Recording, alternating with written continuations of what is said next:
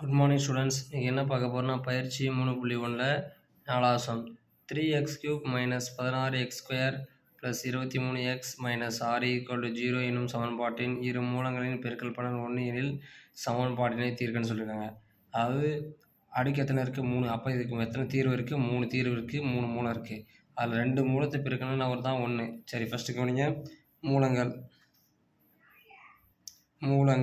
சரியா? மூலங்கள்னால் ஃபஸ்ட்டு மூலம் வந்து ஆல்ஃபா, ரெண்டாவது மூலம் வந்து பார்த்தோன்னா 1/ஆல்ஃபா, மூணாவது மூலம் பீட்டா. ஏன் சார் 1/ஆல்ஃபா எடுத்திங்கன்னா, இப்போ இது ரெண்டுத்தையும் பெருக்கி பாருங்கள். பெருக்கினது இந்த ஆல்ஃபாவும் ஆல்ஃபாவும் கேன்சல், அப்போ ஒன்று வருதா? 2 மூலத்தையும் பெருக்கினா என்ன வருது? 1 வருது. தேர்ஃபோர் ஃபஸ்ட்டு சமன்பாடு எடுத்து எழுதுங்க. கூட சமன்பாடு 3x³ minus 16x² plus 23x minus 6 = 0. இப்போ ஏவோட மதிப்பு என்னது? a = 3, b = எவ்வளோ? -16, c = எவ்வளோ? 23, d = எவ்வளோ? -6. சரிங்களா? இப்போ நம்ம என்ன பண்ணணும்? மூலங்களின் கூடுதல் கண்டுபிடிக்கணும். மூலங்களின் கூடுதல் ஷார்ட்டாக எழுதுறேன். சரிங்களா? அப்போ S1. இப்போ என்ன பண்ணணும்? இந்த 3 மூலம் இருக்கிற நம்ம எடுத்து கூட்டுங்க. ஆல்ஃபா ப்ளஸ் 1/ஆல்ஃபா ப்ளஸ் பீட்டா = -b/a. இது ஃபார்முலா தெரியும். மூலங்கள் கூடுதல். பியோட ஆன்சர் என்னது? -16. இங்கேயும் மைனஸ் இருக்குது, அப்போ ப்ளஸ் 16 எழுதலாமா? 16. ஏவோட மதிப்பு என்னது? 3.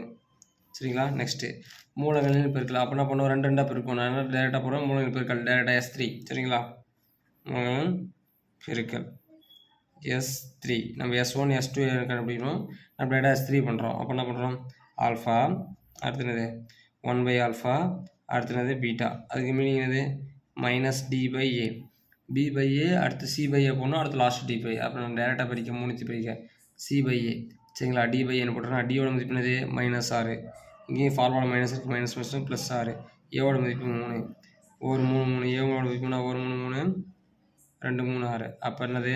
மூலங்கள் பெருக்கல் என்னது? 2 மூலங்களின் கூட்டல். இப்போ ஒரு தீர்வு எத்தனை? 2. இதை வச்சு நம்ம டானாபத்தில் போட போகிறோம். கவனிங்க. இப்போ ஒரு தீர்வு 2 கண்டுபிடிச்சிட்டோமா? இப்போ பாருங்கள், கொடுக்குற கொஸ்டின்லாம் கேள்வியில் எழுதுங்க. 3 -16 23 அடுத்து -6.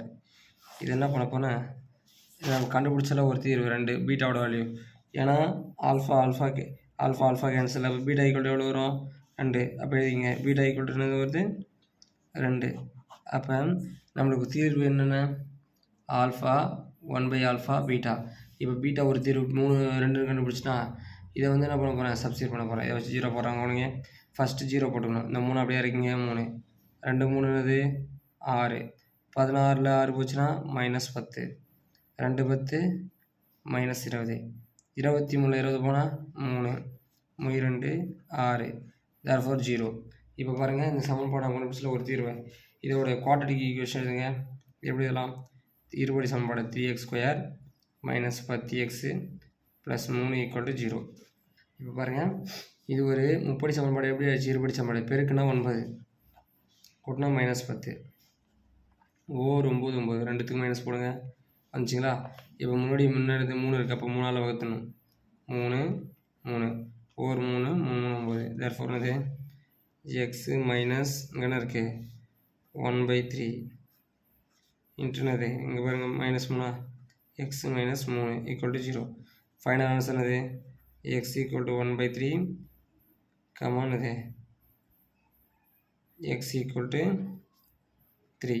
நம்ம கண்டுபிடிச்ச தீர்வுகள் மொத்தம் எழுதுங்க. தீர்வுகள் x = ஃபஸ்ட்டு என்ன கண்டுபிடிச்சோம்? 2 1/3 3. சரிங்களா? திரும்ப ஒரு டைம் ரீகால் பண்ணுற கவனிங்க. ஃபஸ்ட்டு என்ன கொடுத்துருக்காங்க?